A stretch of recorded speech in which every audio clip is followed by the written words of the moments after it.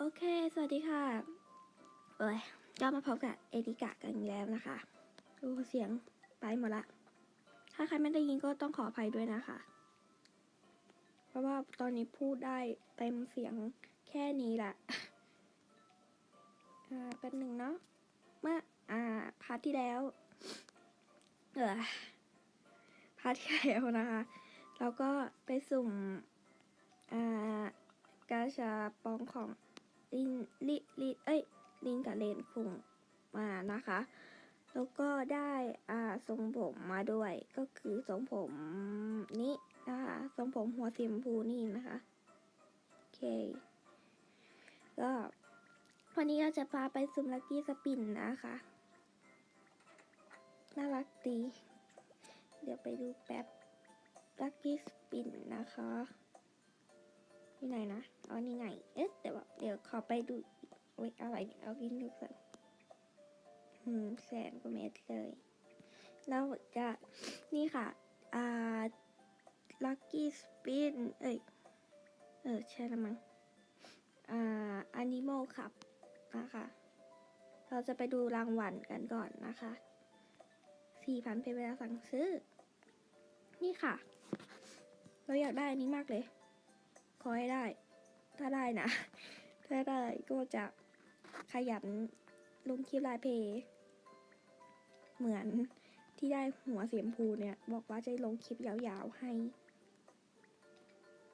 แต่ชุดไม่อยากได้พูดจริงชุดไม่สวยไม่งั้นก็เอาวันนี้ก็ได้อันนี้ก็ได้ขอให้อยากได้พวกนี้เลยขอร้องผมก็ได้แบบนี้ก็ยิ่งดีเลยแบบเนี้ยแต่อยากได้เนี่ยขอร้องพลีดอันเนี้ยพลีดโอเคบล็อกกันเลย 4,000 เพชรนะจ๊ะแพงขอร้องละ3 2 1โอ้ยอยากได้ขอหมุนแป๊บมีแลแหละมา3 2 1 0เฮ้ยขอให้ได้ได้กวางได้เขากวางแบบไม่แลว่ะอันไหนนะอันเนี้ยแต่ก็ดีละ2 หรือ 2,000 เพชรเอาละไงแต่ว่าเราไม่อยากถอดหมวกเลยอะถ้าถอดหมวกแล้วมันจะเป็นไงรู้ไหมแป๊บถ้าถอดหมวกแล้วมันอันนี้ไหนถ้าถอดหมวกแล้วมันก็จะเป็นแบบนี้ประจังเราคือที่เราอยากได้ผมนี่ก็คือแบบมันไม่มี2 แง่งมันไม่มีมัดผม2 ข้างตรงนั่นมันไม่สวยแบบนี้ก็ยังได้ไปดูหมวกดีกว่าแบบนี้ก็น่ารักไม่เอาเราอยากใช้หมวกเนี่ยอันนี้น่ารักดีกว่าจะสุ่มมาได้นะโอ้ยเสียงไปหมดละ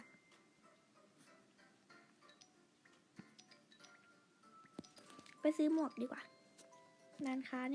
าธรรมดาเนี่ยแฟชั่นซื้อหมวกในราคาที่ต่ำที่สุดเดี๋ยวถ้ายกเลิกทุกเสื้อผ้าหมวกมันก็ไม่ได้เป็นไงต้องขอโทษด้วยนะคะถ้าเสียงเบาไปหน่อยก็ขอโทษด้วยนะคะเพราะว่าพยายามทำให้เสียงดังแล้วอย่างนี้ก็ได้หรอเครื่องแต่งกายแบบนี้ดีไหมต้องใช้เวลาเรื่องนานหน่อยนะคะก็ต้องขอโทษด้วยนะคะแบบนี้ไหมอุ้ยน่ารักหรือว่าแบบนี้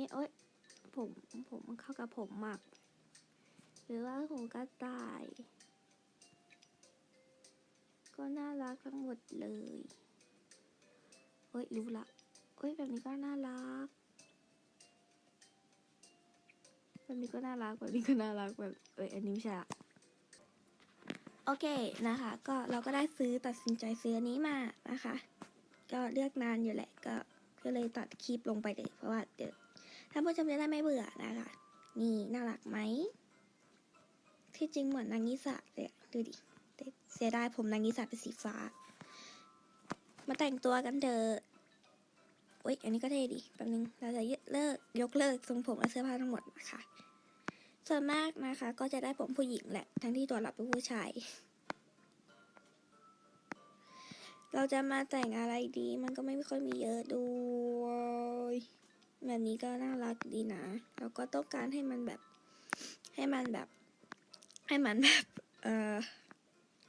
แบบน่ารักพอจบแบบเนี้ยแล้วใส่ชุดผู้ชายมันจะเป็นไงวะแบบนี้ดีไหมน่ารักดีบ้าละฉันเลยแบบนี้ก็หรูดีนะแต่แบบนี้มันก็เก็บผมอะแบบนึงอุ๊ยเหมือนเซบาสเตียนเลยไม่ใช่ละใครชอบดูบางเรื่องแบ็คบัลเลอร์นุกดีเราโคตรชอบเลยตอนนี้กำลังหาซื้อเขาเรียกว่าอะไรฟิกเกียร์โมเดลอะกำลังหาซื้อตรงการมองอยากได้บางอันเป็น1,000 กว่าเก็บตังค์ที่ผมนี่มันก็เท่นะผมนี้ก็เท่แล้วก็ใส่หมวกเมื่อกี้นี่ไงโอ้ยเท่ระเบิดตายอะดิแล้วก็เราก็ใส่อันนี้เป็นแบบหน้าหนาวไงหน้าหนาวก็ใส่อันนี้ดีวะเป็นแว่นหนุ่มแว่นแป๊บนึงทำไมมันช่างน่ารักกันขนาดนี้นี่นี่ก็น่ารักนี่ก็เป็นผมอันนี้เราได้มาเอาไหนดีเอาไหนดีเอา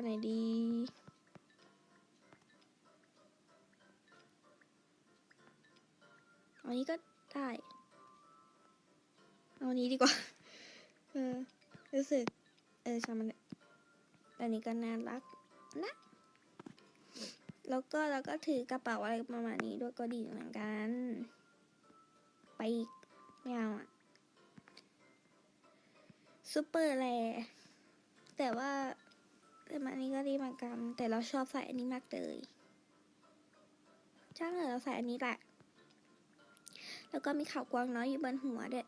มันดูออกปะวะอันนี้ด้วยลืมโอเค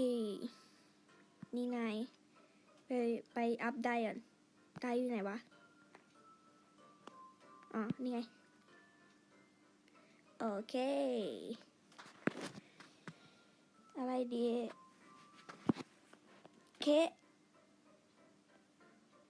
จังเลยอีโมจิด้วยแล้วก็กดผิด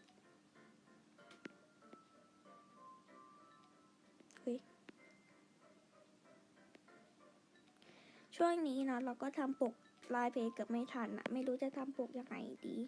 ช่างเถอะไม่พูดละ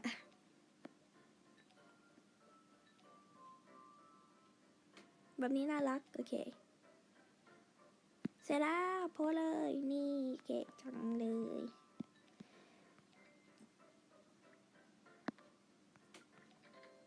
ก็ผิดก็กดถูกแล้วนี่หว่าอุ๊ยมาแล้วได้เวลาแกล้งเพื่อนแล้วเขาที่ขอจะคลิปเนี้ยขอยาวๆนะคะขอยาวๆไปไลน์นี้ไม่เอาดีกว่าเดี๋ยวเราจะมาต่ออีกพาร์ทหนึ่งนะคะเราจะลงพาร์ทนี้ก่อนโอเคนะรอได้นะก็วันนี้ก็ขอกลับตัวลาไปก่อนนะคะอีกสักแป๊บหนึ่งแล้วก็จะพากต่อเลยนะคะก็อย่าลืมไปดูกันนะคะบ๊ายบายรักทุกคนนะอย่าลืมกด subscribe ด้วยเอาแบบไหนดีนะอันนี้ก็น่ารักนะแบบนี้แบบนี้ก็น่ารักนี่ก็เป็นพลังของเราใช้ของอาแปะจังเดี๋ยวแกโดนแน่มันต้องมีแกอีกแน่เตรียมตัวไว้เลยเอาไหนดีอุ๊ยอันนี้น่ารักแป๊บนึงถ้าสมมติว่าถ้าเราซื้อเป็นเซตล่ะแต่ว่าจองไว้ก่อนตังค์ไม่พอเอาได้ไงพ วกชุดทหารเรือไม่มีหรอกอ๋อนี่ไงพวกชุดทหารเรือมันจะดูน่ารักดีเหมือนเด็กน้อยเลยแล้วก็กางเกงก็ต้องน่ารักมากแป๊บนึงเอาสีนี้โอ้โหรู้สึกกี่บาทมาแล้วโอ้โห4,400แย่ละไม่เอาช่างเถอะจากสุสภาพเดิมที่บันทึกล่าสุดไปดูต่อเลยเอานี้ไหมอุ๊ยน่ารักดีดอกมาเต็มเลยอันนี้ก็น่ารักนะพูดจริงอุ๊ยอันนี้มันก็ได้เหรอมันก็เก็บได้เหรออุ๊ยมีผมตรงนี้ด้วยน่ารักดีเหมือนอะไรนะเหมือนใครเหมือนนางยิสะเลยในเรื่องห้องในรักสังหารมันเหมือนปะวะอ๋ออันนี้หมวกกันน็อกโอ้ยแบบนี้ก็น่ารักนะแบบนี้ก็น่ารักเดี๋ยวทำไมมันน่ารักหมดเลยจริงอุ๊ยแป๊บนึงลองถอดหมวกดิมันก็ได้หมวกกันแหละช่างมันเถอะไม่เอาอันนี้เรามียังไม่มีนี่หว่าอันนี้ก็น่ารักนะแต่มันดูหรูไปหน่อยดูดิต้องรีบเลือกละเดี๋ยวคุณผู้ชมบอกว่ามึงจะเลือกอะไรนักหนาวะ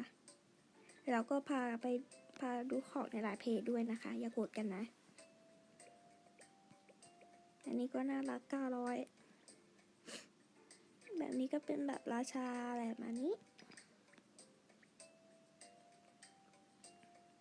สมมติมีแต่แบบนี้เนาะอันนี้ก็ก็เท่ดีนะหมวกเดิมคือแบบแบลมีจุกอยู่สองจุกตรงกลางหัวด้วยอันนี้เรามีแล้วเฮ้ยมันจะมีหมวกอันนึงค่ะแต่ไม่รู้ว่าอยู่ไหนหาอยู่มันเราชอบมากเลยอันนี้ก็เท่ดีนะหูฟังจิ๋วด้วยใส่หูได้ปะเลย